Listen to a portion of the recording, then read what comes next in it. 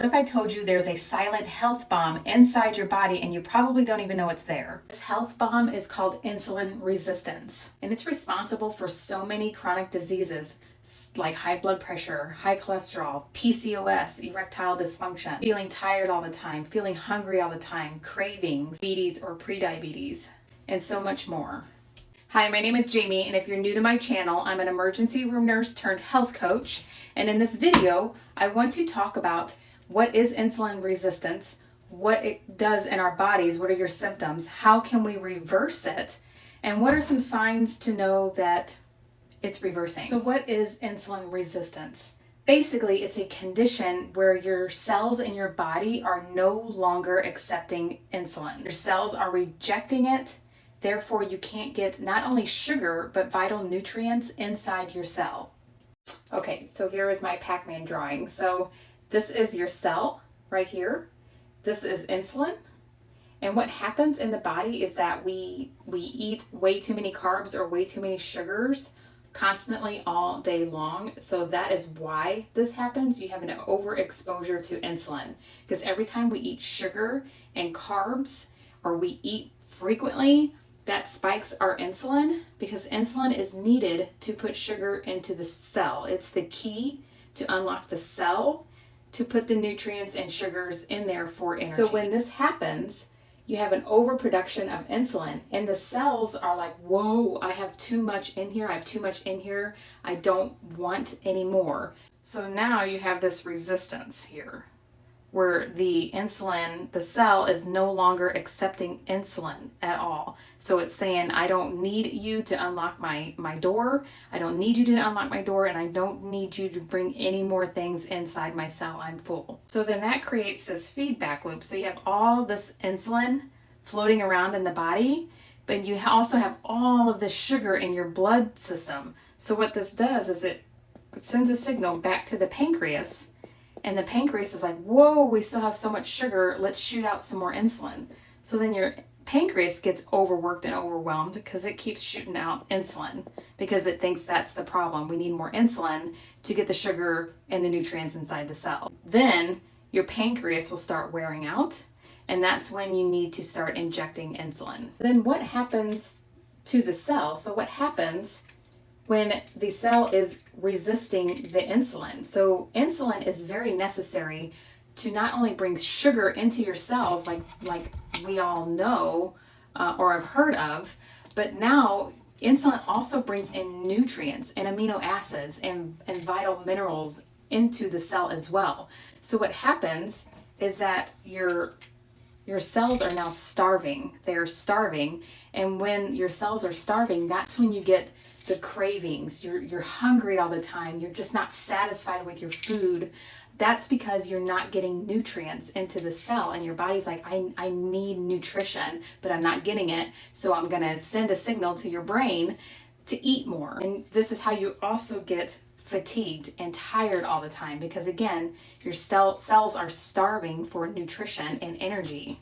With this, so you have all this high insulin, this is how you get the high blood sugars, because now you have blood sugar issues are elevated, and you have insulin that's elevated, trying to get the sugars somewhere. So that's how you get high blood sugar as well. With this high blood sugar, insulin's job is to get rid of the blood sugar. So insulin will take excess sugar and turn it into triglycerides. It will actually convert sugar to fat, and your liver starts picking up the work and starts helping, and then it will get, that triglycerides will get stored into your liver. Can you guess? Fatty liver disease. Number 3, it just, having high insulin levels chronically will damage a lot of different body systems, cause issues in the brain with not only just dementia or maybe brain fog, but it will lead to Alzheimer's disease. The ovaries, if you have polycystic ovarian syndrome, that is an issue with high insulin levels, chronically high insulin levels. So you can keep going.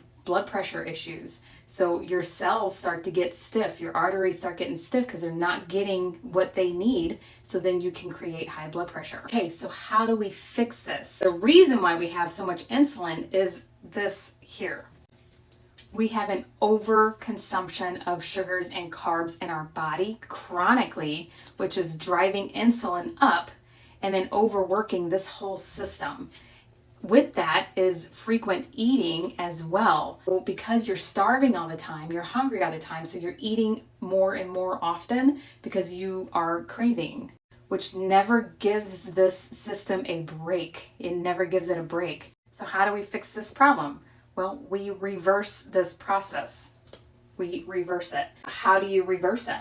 How do you keep your insulin levels low? You have to, one is the big problem is decreasing your need for insulin, which is the sugars and the high carbs. When you start fixing that, you will start reversing everything. And then you can also do intermittent fasting. Basically, you're going to do a prolonged absence of insulin. One thing that will give you about 90% results for reversing insulin resistance is doing healthy keto. I know, but doing it healthy, you need to have the healthy vegetables in your diet to start feeding your cells the vitamins and nutrients and electrolytes they need, while also keeping your carbs and insulin low. And depending on what you're reversing and how much you need to reverse, especially with the chronic diseases or type 2 diabetes or anything like that, that can take 3 months to a year or more. You can fix this. It can be reversed. You just have to keep your carbs and insulin very low. So how do you know if it's working? Is your hunger going away? Are you decreasing some of your belly fat? Your blood pressure getting better? Is your blood sugars getting better? Now with the blood sugars, there is a phenomenon in the morning. If you're doing this healthy keto and in the morning your blood sugars are elevated, that is a good sign that your body is transitioning and working. Eventually, those morning high blood sugars will go away if you continue doing this process. How is your energy? Are you having more energy, less cravings? Are you sleeping better? So to quickly recap, the 2 ways to reverse insulin resistance is to keep your insulin levels low. So you're going to do a healthy keto diet. And then with that, you're going to do intermittent fasting. So intermittent fasting could be you're fasting for 16 hours and you're only eating for 8. I know I covered a lot of information in this video, so please, if you have any questions, comment below and I can do a separate video for that. Need help with a diet plan for healthy keto to keep that insulin level low and your carbs low? I have a keto diet plan up in the link in my bio. It's 8 weeks customized just for you. You don't have to do the thinking, like we keep your carbs low, all the things. You just have to eat and prepare the meals. They're 50% off. It's only $37 for 8 weeks. You can do this. You can do this. Start doing it now. Reverse all these issues. And you'll not only feel better, you'll lose the weight and be healthier.